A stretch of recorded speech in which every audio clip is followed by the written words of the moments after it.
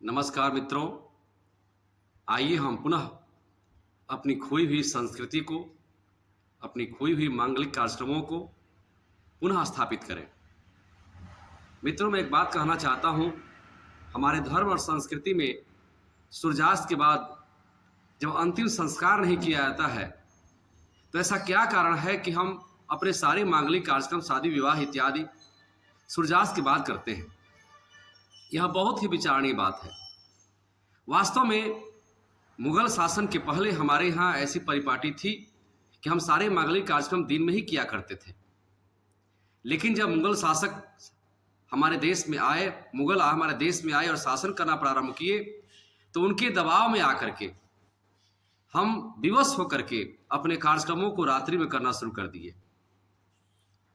जहाँ जहाँ मुगल शासक का प्रभाव कम था या नहीं था, उन राज्यों में आज भी दिन में ही मांगलिक कार्यक्रम किए जाते हैं। जैसे केरल है, कर्नाटक है, आंध्र प्रदेश है, उड़ीसा है, महाराष्ट्र के कुछ भाग हैं, पश्चिम बंगाल के कुछ भाग हैं। इन भूभागों में अभी भी दिन में कार्यक्रम होते हैं। मैं पुनः सबसे प्रार्थना करना चाहता हूं, यह कार्य सरकार नहीं करेगी, यह कार्य हम लोगों को करना है। यह कार्य हमारे सनातन संस्कृति के लोगों को करना है कि हम अपने मांगलिक कार्यक्रम को पुनः दिन में करने का प्रयास करें।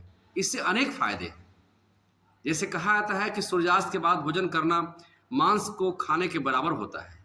इसके पीछे कोई पाखंड नहीं है। इसके पीछे हमारा शारीरिक अभ्यास, शारीरिक फायदा की बात है। जब हम सूर्यास्त के बाद भोजन करते हैं तो भोजन को पचने में समय लगता है। कम से कम 12 से 16 घंटा का अंतराल चाहिए, और उस अंतराल को प्राप्त करना है तो हमें तो भाई 7 बजे तक भोजन कर ही लेना पड़ेगा, तभी जाकर के हम 10-11 बजे तक भोजन कर पाएंगे।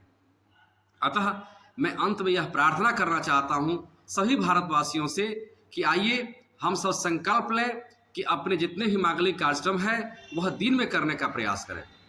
क्योंकि अब तो हमें किसी मुगल का डर नहीं है, अब तो हमें कोई परेशान नहीं करता है, अब तो हमें कोई दिक्कत नहीं करेगा। इसलिए हम अपने सांस्कृतिक धरोहर को पुनः स्थापित करें और दिन में कार्यक्रम करें। इससे अनेक फायदे ही फायदे हैं, घाटा बिल्कुल नहीं है।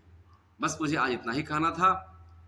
यदि आप सबको मेरा यह वीडियो अच्छा लगे तो आप सब इसे लाइक करें, सब्सक्राइब करें और इस विचारधारा को और आगे बढ़ाएं, ताकि मुझे भी आत्मबल मिले और एक नई संस्कृति तो पुरानी है हमारी, फिर से पुरानी संस्कृति को नए तरीके से पुनः स्थापित करने में हम अपना योगदान दें। इसके लिए सरकार की कोई आवश्यकता नहीं है, इसके लिए हम स्वयं सरकार है, हम सबको ही करना पड़ेगा।